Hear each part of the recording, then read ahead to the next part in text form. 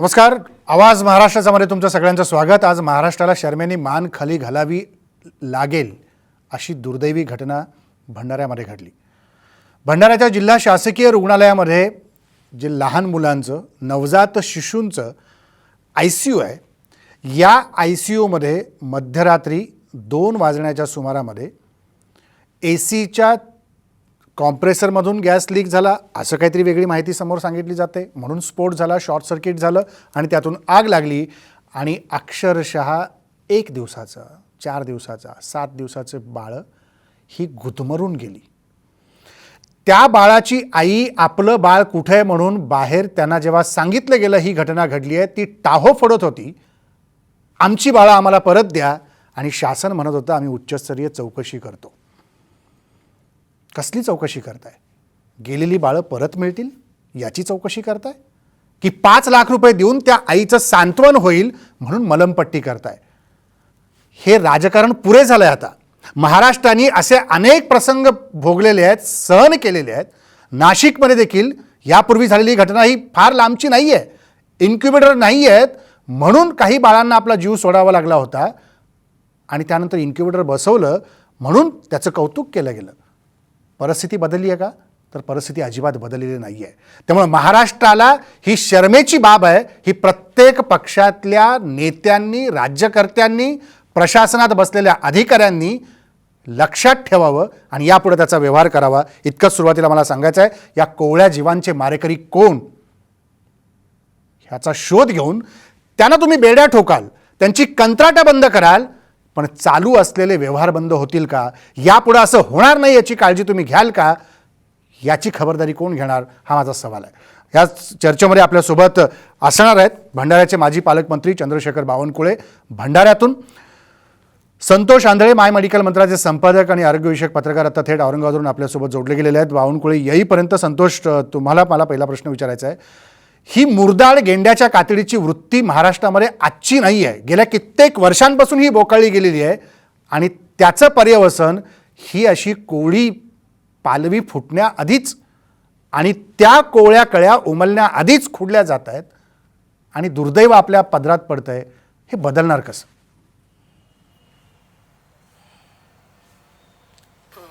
राजेंद्रजी, एक विषय तुम्ही लक्षात घेतला पाहिजे की ही घटना काही नवीन नाही आहे महाराष्ट्राला.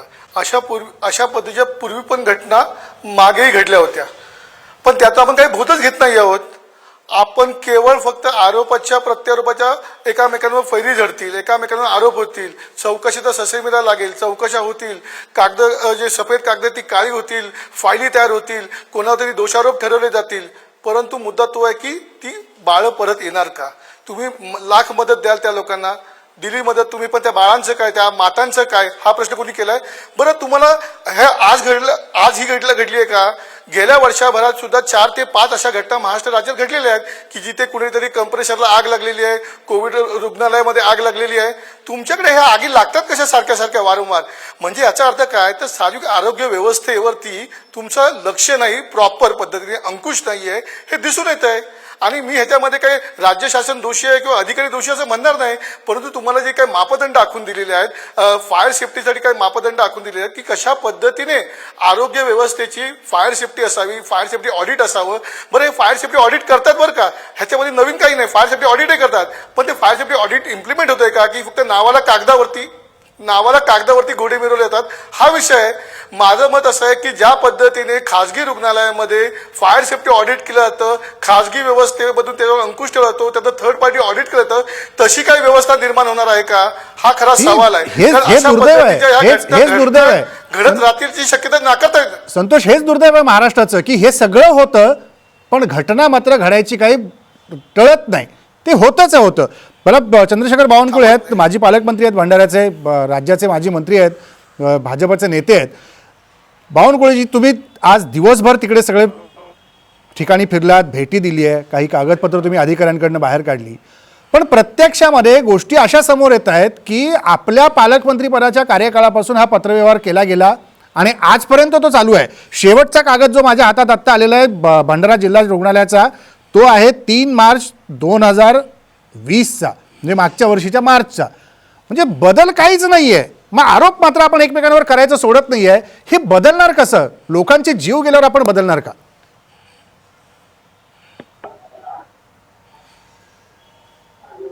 बावनकुळेजी,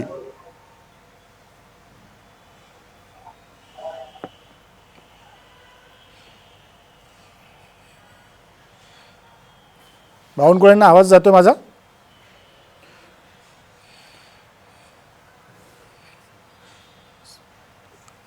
हाच मुद्दा आहे. म्हणजे आत्ता संतोष आंधळेंनी अनेक गोष्टी आपल्याला इथे सांगितल्या. माझ्याकडे आता काही कागदपत्र आहेत, मी इथे तुम्हाला सांगू इच्छितो. हे जिल्हा शल्य चिकित्सक सामान्य रुग्णालय भंडारा यांचं हे पत्र आहे जे माझ्या हातात आत्ता आहे. या पत्रामध्ये हे कुणाकडून दिलं गेलेलं पत्र आहे? हे नागपूरच्या सहसंचालक आरोग्य सेवा संचालनालय मुंबई यांच्या कार्यालयामध्ये नागपूरच्या उपसंचालक आरोग्य सेवा नागपूर मंडळ यांच्याकडून लिहिलं गेलेलं हे पत्र आहे.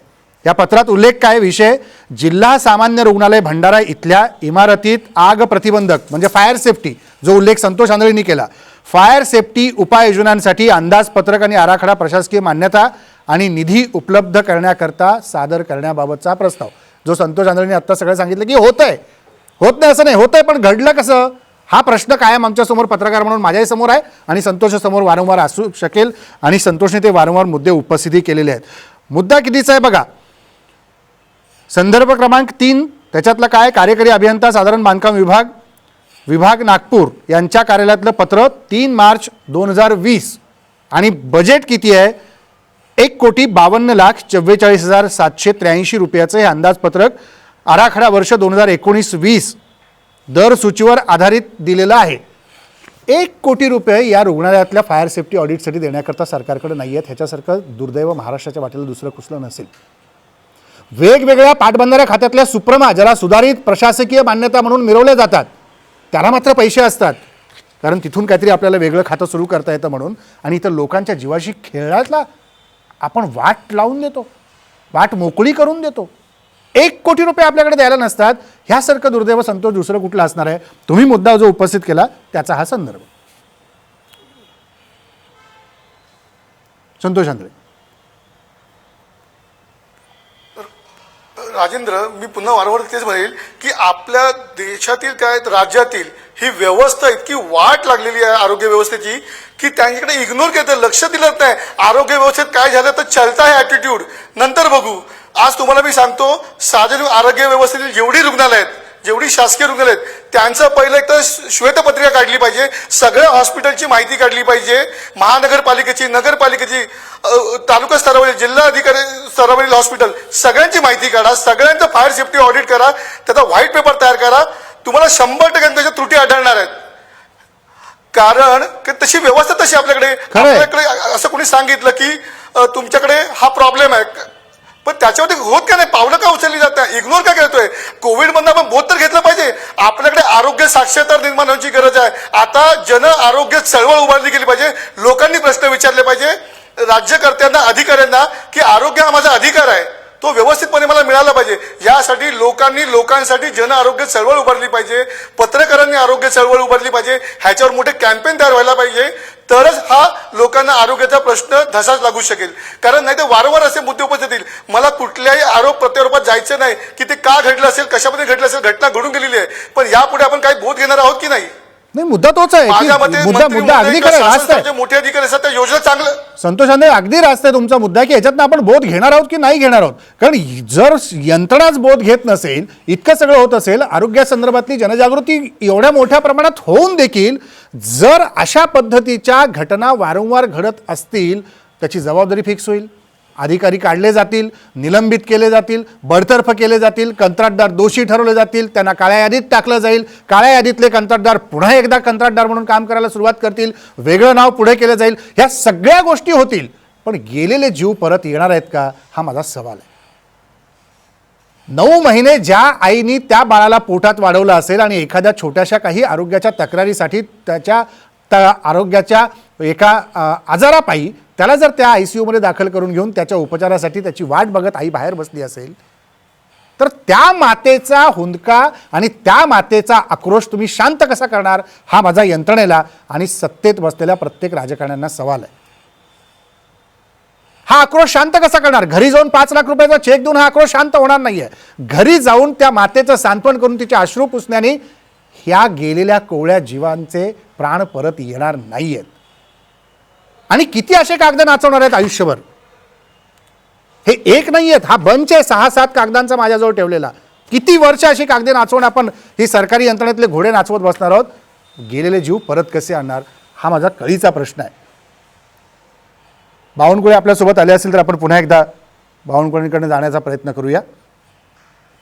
चंद्रशेखर बावनकुळे आपल्याकडं भंडाऱ्यावरून येणार आहेत. शिवाय त्यांनी आज दिवसभर या ठिकाणी जाऊन अधिकाऱ्यांशी चर्चा केली, काही कागदपत्र बाहेर काढली. ही सगळी कागदपत्र त्यांनी माध्यमांसमोर उपलब्ध करून दिली.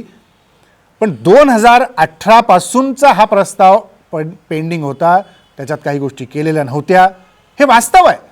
त्यामुळे या सरकारने काय केलं, त्या सरकारने आधी काय केलं, सरकार 5 वर्षाला येतं, 5 वर्षाला बदलतं, नवं येतं, सरकार जुनं जातं, ह्या सगळ्या गोष्टी होतात. पण व्यवस्थेतली यंत्रणा मात्र तशीच्या तशी ढिम्म पद्धतीने चालली आहे का, हा प्रश्न कोणीतरी आज विचारण्याची गरज आहे. जसं संतोष आंधळे म्हणाले की जनचळवळ उभारली पाहिजे, आरोग्याची जनचळवळ उभारली पाहिजे. पण संतोष, ज्या प्रकारची प्रबोधनाची भूमिका सातत्याने तुम्ही आत्तापर्यंत घेत आलेला आहात, आम्ही सगळेजण पाहतोय की जनतेपर्यंत जाऊन जनतेला या आरोग्याची साक्षरता समजावून सांगणं आणि जनतेला आरोग्य साक्षर बनवणं ही आता काळाची गरज बनलेली. आणि जनतेने प्रश्न विचारले पाहिजे, जसं तुम्ही म्हणालात की जनतेने आता सजग कोणत्या गोष्टीवर झालं पाहिजे.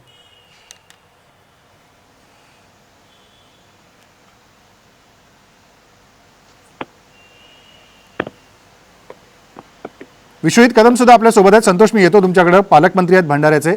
विश्वजितजी, ज्या प्रकारची दुर्दैवी घटना आज भंडाऱ्यामध्ये घडली, या दुर्दैवी घटनेमध्ये प्रस्ताव आहे आपल्या जिल्हा शल्यचिकित्सक रुग्णालयाच्या डीनचा.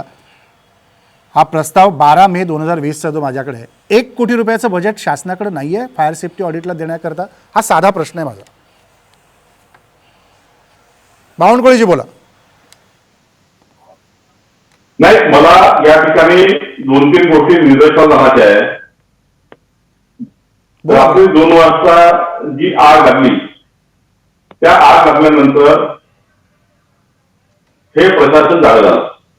मागच्या 7 दिवसांपासून रुग्णाचे नातेवाईक सांगतायत की विजेचं फ्लक्च्युएशन होत आहे, वीज जाते येते आहे, लो व्होल्टेजचे प्रॉब्लेम तयार होत आहे, हाय व्होल्टेजचे प्रॉब्लेम तयार होत आहे, आपण काहीतरी करा.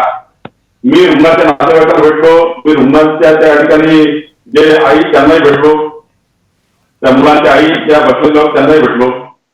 मग 7 दिवस तुम्हाला हे पूर्वी सांगितलं होतं की या विद्युत व्यवस्थेमध्ये काहीतरी प्रॉब्लेम निर्माण झाले आहे.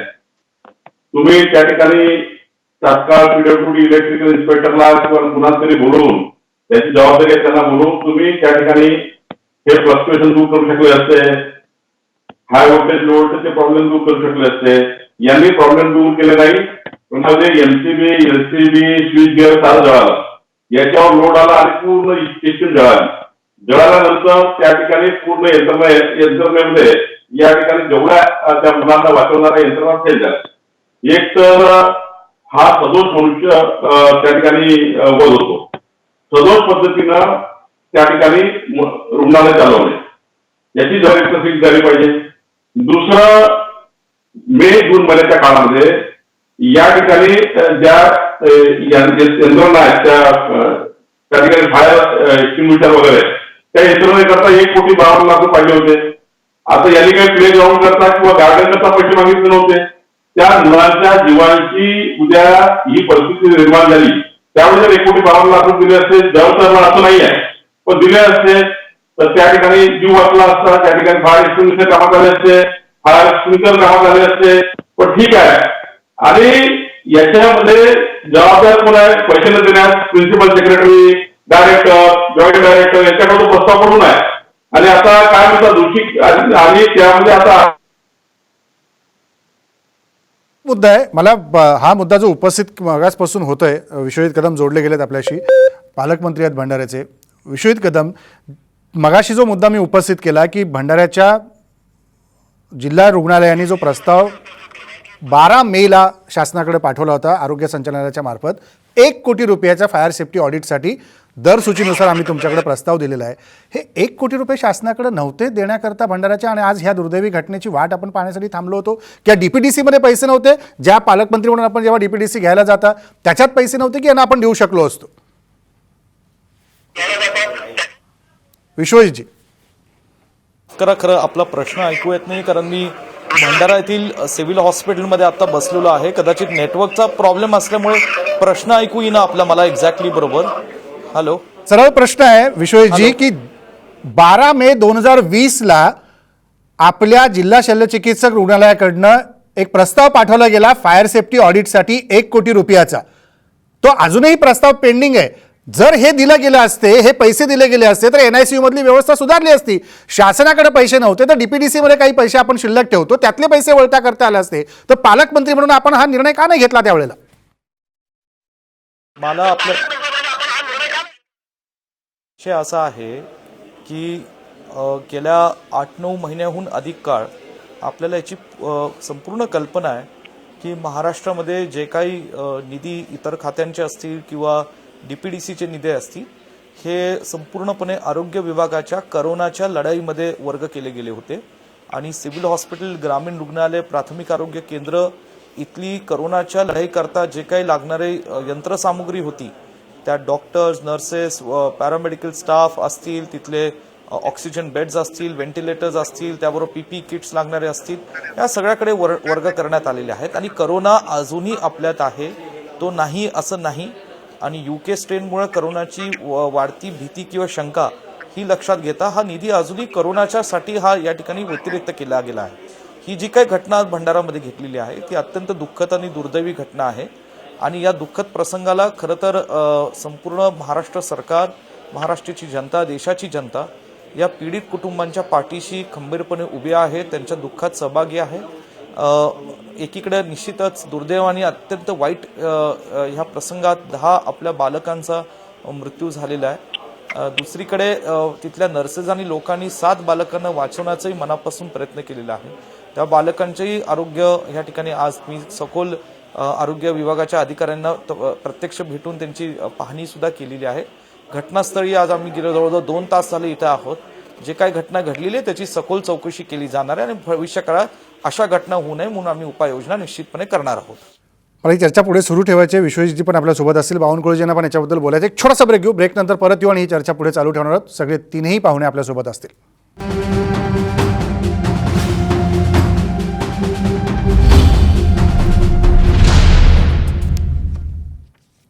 ब्रेकनंतर पुन्हा एकदा तुमचं स्वागत. सगळ्यांचा आवाज महाराष्ट्रामध्ये आपण चर्चा करतोय भंडाऱ्यातल्या दुर्दैवी घडलेल्या आजच्या सकाळच्या घटनेसंदर्भात.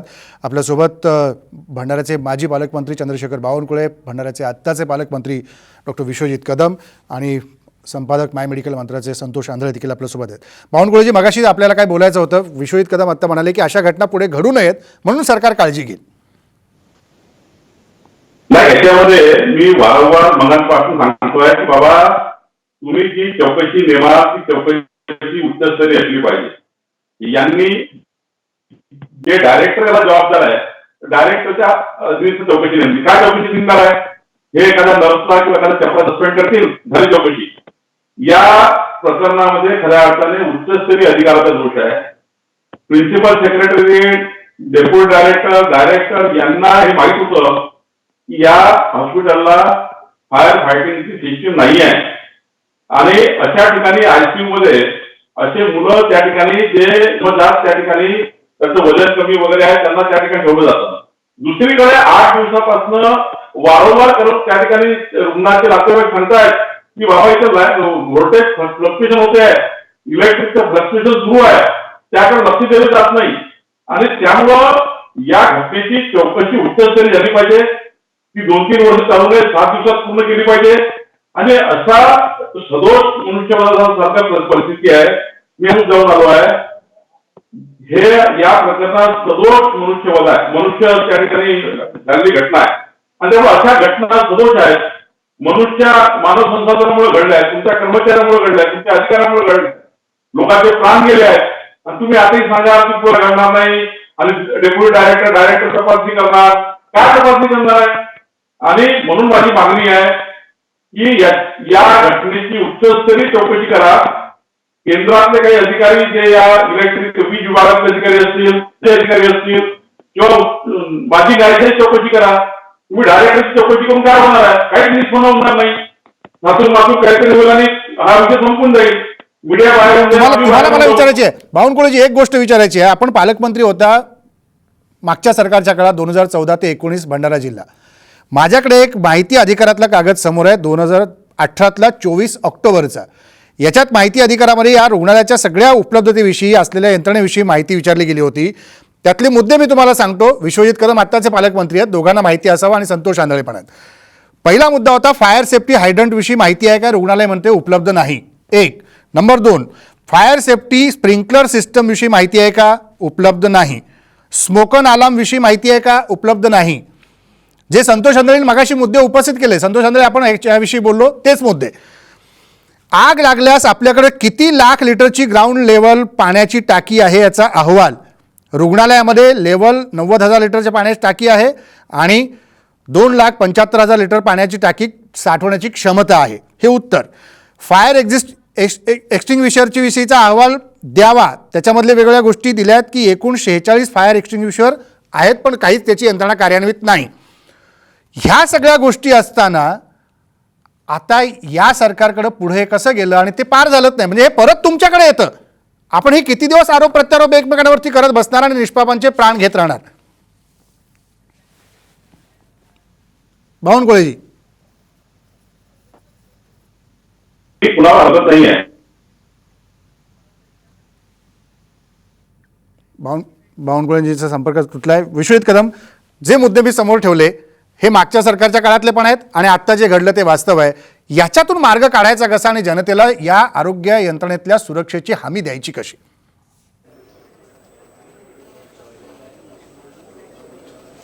नाही, मला वाटतं खूप चांगले मुद्दे आपण या ठिकाणी मांडलेले आहेत आणि ते जिव्हाळ्याचे आहेत, अत्यंत महत्त्वाचे आहेत. सिव्हिल हॉस्पिटल्स किंवा जे सार्वजनिक आरोग्य केंद्र असतील, हॉस्पिटल्स असतील, तिथं निश्चितपणे ह्या सेफ्टीच्या दृष्टीने ह्या गोष्टी करणं अत्यंत आवश्यक आहे. आणि दुर्दैव आपलं असं की ह्या ठिकाणी जेव्हा अशा काही वाईट घटना घडतात त्यातनं त्याच्यावर उपाययोजनेची प्रक्रिया ही अत्यंत वेगाने सुरू होते, परंतु त्याची फार मोठी किंमत ही आपणा सर्वांना मोजावी लागते. हे आजच्या घटनेत सिद्ध झालेलं आहे. कुठल्या सरकारमध्ये काय झालं आणि कुणी काय केलं ह्याच्यात जाण्याचं ही वेळ नाही. मला वाटतं निश्चितच ह्या संपूर्ण घटनेमध्ये आदरणीय राहुलजी असतील, राज्याचे लोकप्रिय मुख्यमंत्री आदरणीय उद्धव ठाकरे साहेब असतील, आदरणीय अजितदादा असतील, आदरणीय बाळासाहेब थोरात साहेब असतील, संपूर्ण महाराष्ट्र या दुःखेमुळे प्रचंड दुखावलेला आहे. आणि ह्या कुटुंबांना, त्या बालकांच्या आई वडिलांना, त्या कुटुंबांना मदत करणं ही पहिलं कर्तव्याची बाब आहे. आणि दुसरी कर्तव्याची बाब, असे प्रसंग घडू नये ह्याच्याकरता राज्य शासन, आरोग्य विभाग, जिल्ह्याची यंत्रणा, आम्ही सगळ्यांनी मिळून एकत्रितपणे तातडीने जे काही फायर सेफ्टी असतील, इतर गोष्टी असतील, त्या ज्या काही उपाययोजना करायच्या त्या तातडीने अंमलबजावणी करणं हे आमचं नैतिक कर्तव्य. ते निश्चितपणे आम्ही या ठिकाणी येणाऱ्या काळात करू. जे काय ऑब्झर्वेशन्स गेल्या सरकारच्या काळात जरी असले तरी ते लागूच आहेत आम्हाला आणि त्याच्यावर आम्ही अंमलबजावणी करू हा विश्वास आपल्याला देतो. साधा प्रश्न जनतेच्या मनात पडलेला आहे की आपण इतक्या लाख रुपयाची मदत एखाद्या व्यक्तीला करतो, गेल्यानंतर शासनाच्या वतीनं करतो, पण हे पैसे देऊन गेलेल्याचे प्राण परत मिळतील का? त्यामुळे ही यंत्रणा सक्षम करण्यासाठी, चुका शोधून परत एखाद्या व्यक्तीवर दोष सिद्ध करण्यासाठी सकाळपासून सुरू झाला आहे. सदोष मनुष्यवधाचा गुन्हा दाखल केला पाहिजे, आणखी पैसे वाढवून दिले पाहिजेत. पण माणसाच्या जीवनाचं मोल आणि त्याच्या प्राणाची किंमत पैशामध्ये आपण करू शकतो का?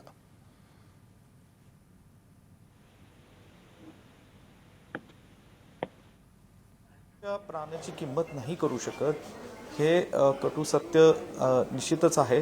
पण मला एवढंच सांगायचं आहे की ह्या घटनेमध्ये राज्य शासन म्हणून कुठेतरी त्या कुटुंबाला आधार मिळावा, त्यांच्या दुःखात आम्ही सहभागी आहोत सरकार म्हणून, हा त्याच्या पाठीमागचं एक पाऊल आहे. गेलेल्या व्यक्तीची कशालाच किंमत करू शकत नाही. एवढं मोठं संकट आणि दुःख त्या कुटुंबावर कोसळलेलं आहे, ह्याची तुलना कशाशी होऊ शकत नाही, हे सत्य आहे. परंतु मी सांगितल्याप्रमाणे सरकार म्हणून ज्या काही उपाययोजना आहेत त्या निश्चितपणे आम्ही करू आणि येणाऱ्या काळात अशी घटना घडणार नाही याची खबरदारी या सरकारच्या माध्यमातून आणि जिल्हा प्रशासन म्हणून आमच्या माध्यमातून निश्चितपणे घेतली जाईल, हा विश्वास आपल्याला मी या निमित्ताने देतो. संतोष आंधळे देखील आपल्या सोबत आहेत. विश्वजितची माय मेडिकल मंत्रालयाचे संपर्क आहेत, आरोग्यविषयक पत्रकार देखील आहेत. संतोष आंधळेंनी हेच मुद्दे मगाशी तुम्ही जॉईन होण्यापूर्वी चर्चेत उपस्थित केले होते. संतोष आंधळे, दोन्ही सरकारमधले मंत्री जे आधीचे पालकमंत्री होते, आता विद्यमान पालकमंत्री दोन्ही आपल्यासोबत आहेत. यांनी मांडलेले मुद्दे आणि आरोग्यविषयक पत्रकारिता करत असताना तुम्ही वारंवार अनेक रुग्णांना भेटी देता, अनेक डॉक्टरांशी तुम्ही बोलता, भेटता. ह्या परिस्थितीला बदल आणण्यासाठी म्हणून काय पावलं उचलावी लागतील?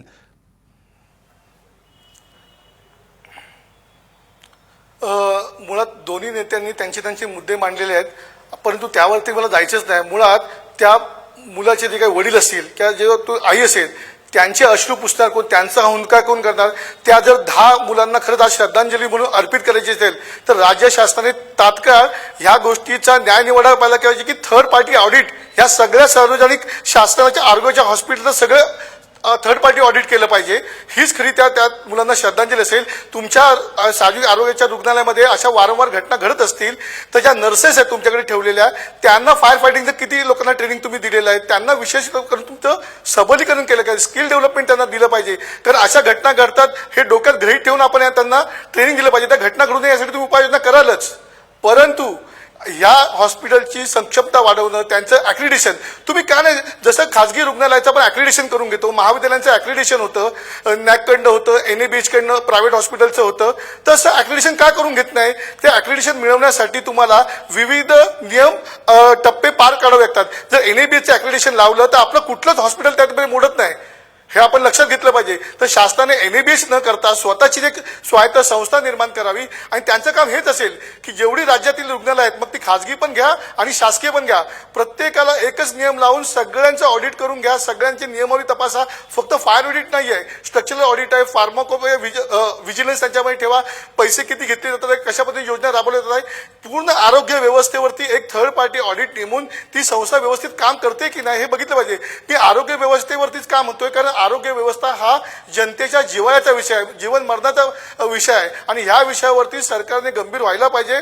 सरकार, मी तुम्हाला वारंवार सांगतोय, सरकार नवीन योजनांची जाहीर करतं, पण त्यांची खालपर्यंत अधिकारी अंमलबजावणी करतात का, हा खरा प्रश्न आहे. त्याच्यामुळे मला ह्या दोन्ही नेत्यांबद्दल काहीच बोलायचे नाही, कारण ते दोन्ही नेते आपापल्या जनतेसाठी कटिबद्ध आहेत, ते नक्कीच योजना चांगल्या करतील, परंतु खाली ती योजना पर्क्युलेट होते की नाही, त्याच्यावरती सगळे अंमलबजावणी होते की नाही हे बघणार कोण?